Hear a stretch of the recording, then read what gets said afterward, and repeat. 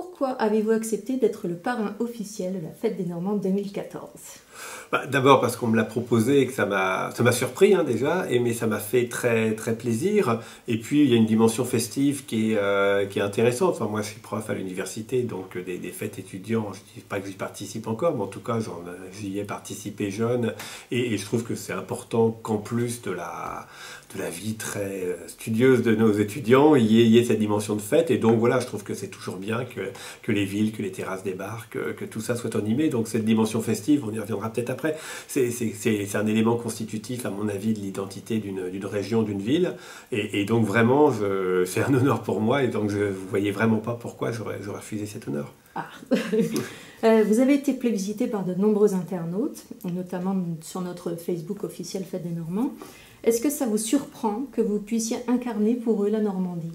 Oui, ça me surprend parce que globalement, quand je me balade dans la rue, je ne suis pas quelqu'un qui est spécialement reconnu. Donc voilà, je suis quelqu'un qui est né en Normandie, qui habite en Normandie, qui travaille en Normandie, mais je me considère comme un Normand tout à fait ordinaire. Alors après, il y a peut-être la dimension de mes romans qui, par un petit miracle, se vendent un peu partout dans le monde et en dehors de la Normandie. Et du coup, font de mes romans un petit peu une forme d'ambassadeur de la Normandie. C'est-à-dire effectivement, les gens qui n'ont jamais vu Giverny, quand ils lisent Nymphéa Noir, ça leur donne envie peut-être de monter voir les jardins de Claude Monet, la même chose pour les falaises ou pour les méandres de la Seine. Mais quelque part, c'est pas vraiment moi, on va dire, c'est mes romans qui font ce rôle d'ambassadeur. Qu'est-ce que la Fête des Normands, selon vous, au-delà de ce que vous disiez sur l'aspect festif, bien entendu, peut apporter à la Normandie à l'avenir? Est-ce que vous pensez que ça peut faire une différence? Moi, je crois, parce que on est un certain nombre de géographes, puisque c'est mon métier, à militer d'une part pour l'unification de la Normandie, mais au-delà pour militer pour qu'il y ait un projet normand.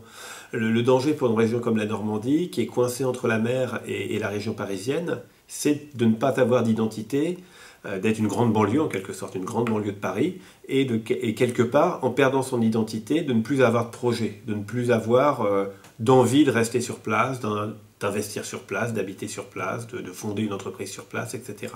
C'est ça qui me semble le grand danger pour la Normandie, c'est que finalement les jeunes aient envie de partir, ou même les gens en retraite aient envie de partir, et c'est ce qui font des non-lieux, des lieux sans identité, sans âme, sans envie d'y rester. Alors la Normandie n'en est pas là, bien entendu, mais tout ce qui peut aider à se sentir heureux dans sa région, à ramener de la qualité de vie, à faire qu'on... C'est pas seulement une fierté, c'est simplement une qualité de vie. Eh bien, je trouve que c'est utile, c'est important, et donc la Fête des Normands, pour moi, rentre dans cette dimension.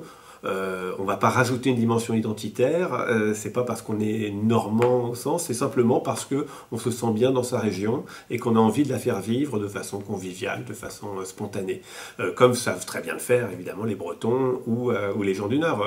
C'est simplement ça, et c'est vrai que c'est pas que les Normands soient moins festifs que d'autres, c'est simplement que par la géographie, le fait d'être près de Paris implique parfois qu'il y ait beaucoup de mobilité et beaucoup de déplacements, et peut-être moins du coup cette revendication régionale, cette envie de s'accrocher à son bout de territoire. D'ailleurs, souvent la Normandie a été plébiscitée plus par des Normands d'adoption, des artistes, des écrivains, des peintres qui sont venus adopter la Normandie pour la beauté de ses paysages, peut-être moins que des Normands qui eux-mêmes n'ont peut-être pas conscience parfois de la richesse de leur terre.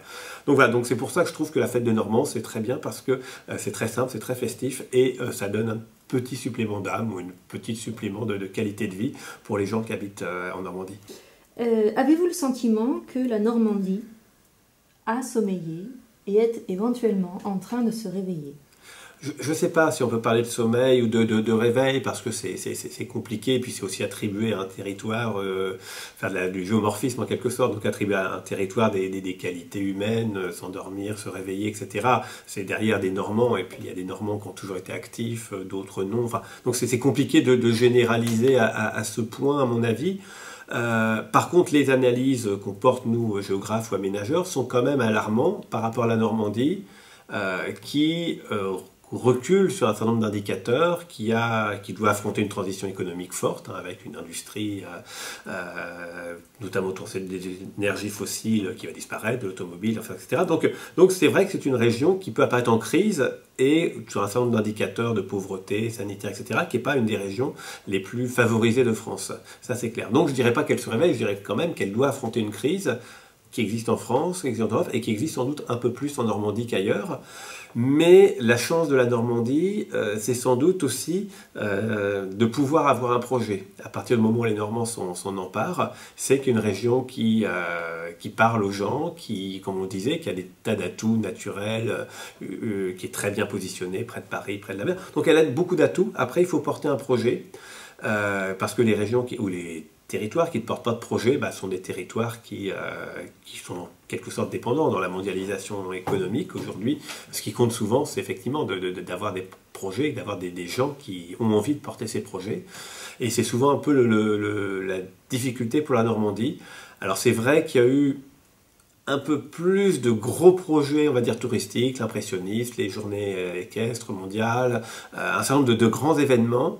Mais il faut qu'avec ces grands événements, il y ait aussi tous les Normands qui se mettent en place. Et quand même, ce qui manque dans la Normandie, je l'ai souvent dit, c'est cette dimension de démocratie participative. Ah oui. C'est l'idée qu'il y ait une gestion un peu trop technocratique.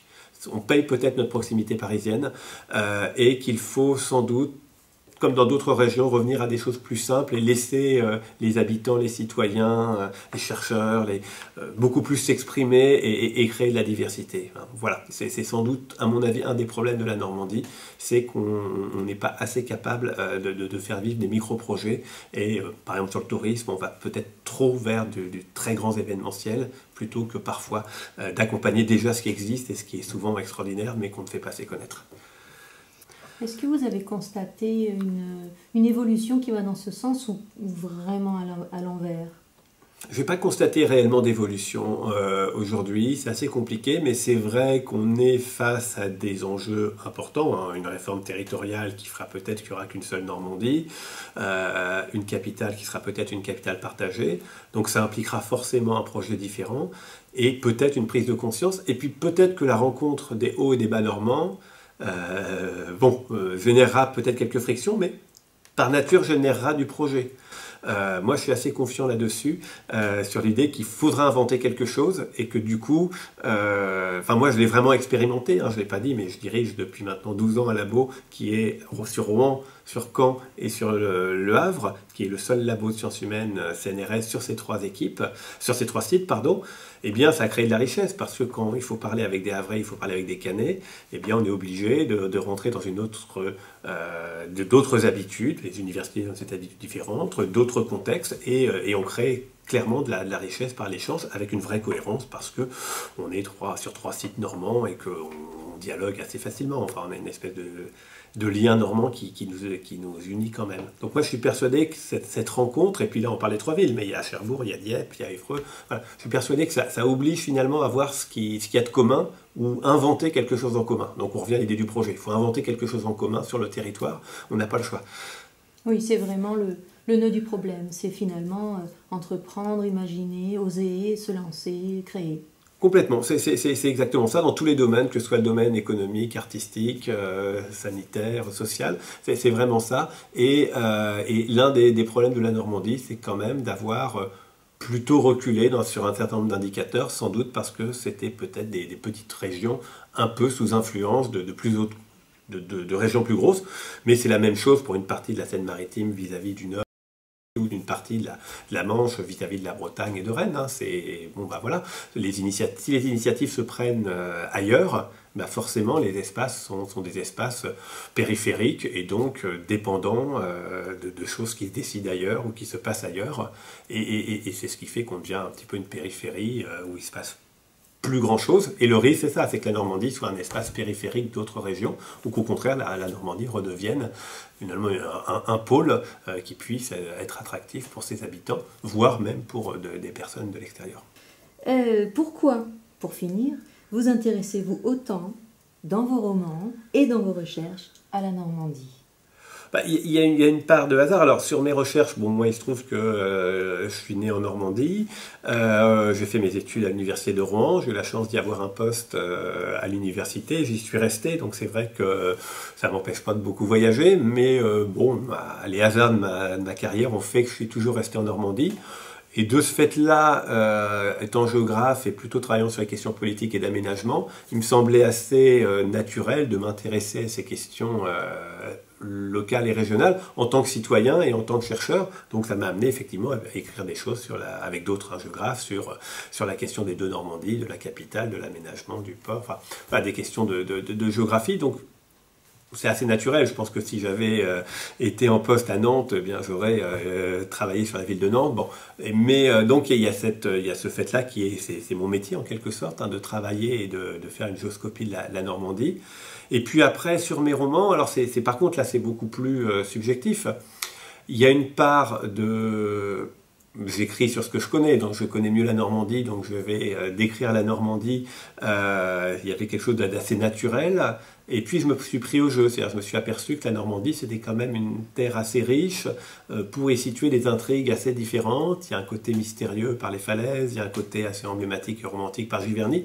C'est-à-dire que quand j'ai une intrigue de roman, c'est assez facile de trouver un lieu de Normandie qui s'adapte bien à cette intrigue. La Normandie est suffisamment diverse pour pouvoir répondre à des critères un peu différents dont j'ai besoin dans mes romans. Donc ça peut être le romantisme, ça peut être le mystère, ça peut être une ville, ça peut être des méandres de la Seine. Bon, elle a cette richesse-là, ce qui ne m'empêche pas d'écrire sur d'autres choses, comme sur l'île de la Réunion, peut-être la Corse demain. Enfin, je ne me sens pas complètement lié à la Normandie. Mais c'est vrai qu'en tout cas, cette terre-là, elle a cette diversité. Et je ne vois pas pourquoi je me priverais de mettre un roman dans un lieu qui est proche de chez moi, que je connais bien et qui me permet d'être assez précis et juste sur ce que je veux écrire, plutôt que d'aller le chercher dans un lieu que je ne connais pas. Voilà. Mais une nouvelle fois, j'ai pas de revendication régionaliste derrière ça. Et d'ailleurs, je ne pense pas que les gens qui me lisent spécialement ou avant tout pour lire quelque chose qui se passe en Normandie. Mais par contre, le fait qu'ils découvrent la Normandie à travers mes romans est un petit plus. Et c'est vrai que ça me fait toujours plaisir, comme je disais au début, que des gens qui habitent Marseille ou Toulouse ou Grenoble et qui ont lu un de mes romans, peut-être n'iront-ils jamais voir Yport ou Duclerc ou Neuchâtel-en-Bray, mais en tous les cas, pendant quelques heures, ils y étaient quand même par la pensée, et ils sont un petit peu représentés la Normandie. Donc ça me fait tout de même plaisir, ça fait voyager les gens, et un certain nombre de personnes qui sinon n'auraient jamais connu ces lieux. Oui, puis c'est vrai que dans vos romans, on sent aussi un ressenti, vous êtes sensible à la lumière, vous êtes sensible aux ambiances, côté mystérieux dont vous parliez, vous êtes sensible au hasard, l'histoire des lieux, et c'est vrai que, bon, a priori en Normandie, comme vous le disiez, c'est suffisamment divers et ample pour y trouver ce petit sel qu'on sent dans vos romans. Oui, et ce que j'ai souvent dit que j'appréciais beaucoup en Normandie, c'est que la Normandie, elle est assez double.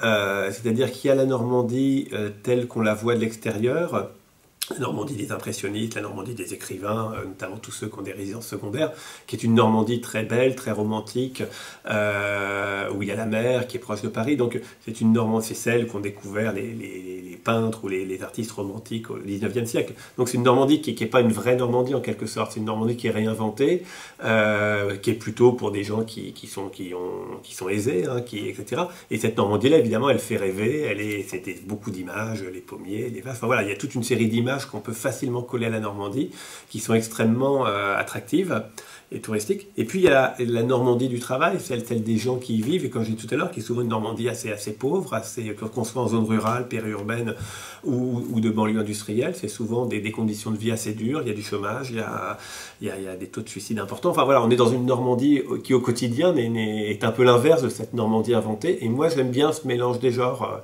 Quand on se balade au bord de Seine, on peut à la fois voir l'abbaye du Miège et voir des usines qui ont fermé, etc. Et quel que soit le lieu, Rouen, c'est pareil, Rouen peut aussi être subjugué par la beauté de la ville, mais il y a quand même les fumées d'usines, et il y a le port, et il y a un record d'industrie classé Céveso.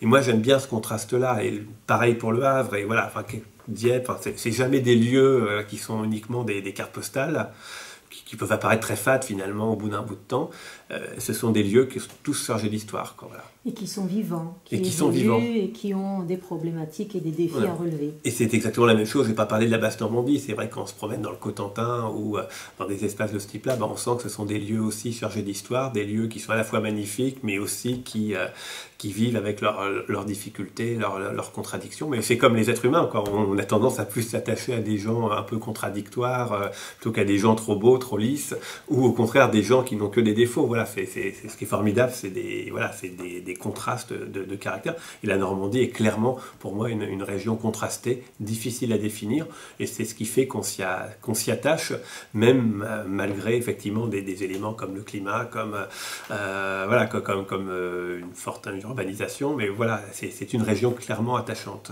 Oui, et qui demande du temps pour la découvrir et pour peut-être essayer de justement d'y habiter, de s'y installer, etc. Je vous remercie beaucoup. Merci beaucoup. Nous vous remercions beaucoup. On vous souhaite une excellente fête des Normands 2014. Merci, ce sera ma fête aussi. Exactement, c'est vrai, c'est la Saint-Michel. Et oui, c'est peut-être d'ailleurs uniquement pour ça qu'on m'a choisi comme parrain. On n'y avait pas pensé, mais c'est possible aussi. En tout cas, merci bien. Merci. Et peut-être à bientôt. J'espère.